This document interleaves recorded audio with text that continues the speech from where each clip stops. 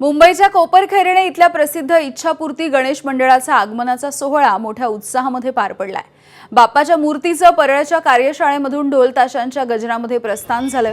यावेळेला गणेश भक्तांमध्ये मोठा उत्साह होता। या सगळ्याचा आढावा घेतलाय आमच्या प्रतिनिधींनी।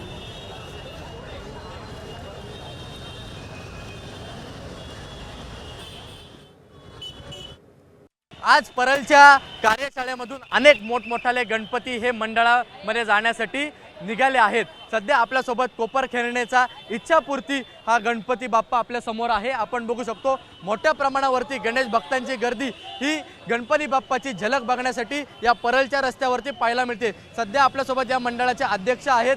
काय सांगाल एकंदरीत काय या गणपतीचा इतिहास आहे? नमस्कार। ही महाराष्ट्रातील एकमेव फुलांच्या निर्माल्यापासून बनलेली मूर्ती आहे।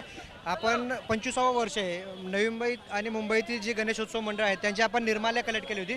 ती सुकवून निर्माल्यापासून बनलेली ही एकमेव महाराष्ट्रातली मूर्ती आहे। आपल्या मूर्तिकार विधीश राजन जाड हे आहेत। जो आपला POP किंवा पर्यावरणाचा जो विषय चालला आहे त्याला अनुसंगून मंडळाने निर्णय घेतला होता गेली 5 वर्ष झाले की आपण पर्यावरणपूरक गणेशोत्सव साजरा करायचा। यंदाचं हे आपलं 5वं पर्यावरणपूरक गणेशोत्सव साजरा करण्याचं वर्ष आहे आणि मंडळात